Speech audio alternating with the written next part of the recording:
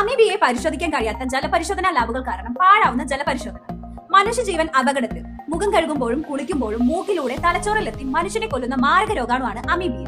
2 micron മാത്രം വലുപ്പമുള്ള മാരക രോഗാണുവാണ് അമീബിയ. ഈ അമീബിയ ഫിൽട്രേഷൻ കപ്പാസിറ്റി 20 മൈക്രോൺ മാത്രമുള്ള ഫൈബർ ഗ്ലാസ് വെസൽ ഫിൽറ്ററിനുള്ളിലൂടെ വെള്ളത്തോടൊപ്പം ഒഴുകി വാട്ടർ ടാങ്കിൽ എത്തുന്നു. മുഖം കഴുകുമ്പോഴും കുളിക്കുമ്പോഴും മൂക്കിലൂടെ കയറി മനുഷ്യരുടെ തലച്ചോറിൽ അമീബിയ എത്തിയതുകൊണ്ട് 2025-ൽ 33 പേർ മരിക്കുകയും 400ഓളം പേർ ചികിത്സയിലെത്തുകയും ചെയ്തു.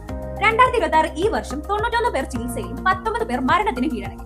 മാരക രോഗാണുവായ അമീബിയെ അറിയുന്നവർ ഫൈബർ ഗ്ലാസ് ഫിൽറ്ററുകൾ അഴിച്ചു മാറ്റിക്കൊണ്ടിരിക്കുന്നു. കേരളത്തിലെ കിണറുകളിലെയും ബോർവെല്ലുകളിലെയും ജലത്തിന്റെ യഥാർത്ഥ ഗുണമേന്മ അറിയണമെങ്കിൽ മെയ് മാസത്തിൽ തന്നെ വെള്ളം പരിശോധിക്കണം. മറ്റു മാസങ്ങളിൽ മഴവെള്ളം ധാരാളം ഭൂഗർഭജലത്തിൽ ഉള്ളതുകൊണ്ട് ഗുണനിലവാരം തെറ്റായിരിക്കും. ജലം പരിശോധിച്ചുകൊണ്ട് ഗുണമില്ല. നിങ്ങളുടെ വെള്ളത്തിന്റെ മുകളിൽ വളരെ ലൈറ്റായി എണ്ണപ്പാടം ഉണ്ടോ? നിറം ചുവപ്പോ മഞ്ഞയോ ആണോ? എങ്കിൽ നിങ്ങളുടെ വെള്ളത്തിൽ അമീബിയ അയം ഈറ്റിംഗ് ബാക്ടീരിയ തുടങ്ങി അനേകം മാരക രോഗാണുക്കൾ ഉണ്ടായിരിക്കും. എല്ലാവരും കിണറുകളിലെയും ബോർവെല്ലുകളിലെയും യഥാർത്ഥ ഗുണനിലവാരം അറിയുവാൻ മെയ് മാസത്തിൽ തന്നെ ജലം പരിശോധിക്കുക.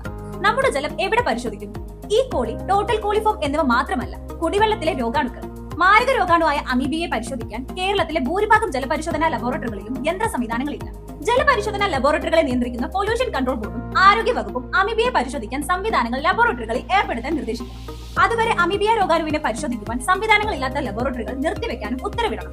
അമീബിയ എന്ന മാരക രോഗാണുവിനെ പരിശോധിച്ച് കണ്ടെത്തുവാൻ കഴിയുന്ന യന്ത്ര സംവിധാനങ്ങളുള്ള ലബോറട്ടറികളിൽ നിങ്ങൾ പോയി നേരിട്ട് കണ്ട് ബോധ്യപ്പെട്ട ശേഷം മാത്രം ജലപരിശോധനയ്ക്ക് നൽകുക. ജലപരിശോധനയുടെ താളം തെറ്റിയാൽ നിങ്ങളുടെ ജീവിത താളവും തെറ്റുമെന്ന് ഓർമ്മിക്കും. നിങ്ങളുടെ കുടിവെള്ളത്തിലെ രോഗാണുവിന്റെ പുറന്തോലി പൊളിഞ്ഞ് ഓസ്മോറ്റിക് ലേസ് തിയറികൾ പ്രകാരം നശിക്കുവാൻ കുടിവെള്ളത്തിന്റെ pH 8.5 to 9 ഉയർത്തുവാൻ കഴിയുന്ന രോഗാണുനാശിനികൾ ഉപയോഗിക്കുക. ഈ സന്ദേശം ജനങ്ങളിൽ എത്തിച്ചത് ശംഖുഭസ്മം.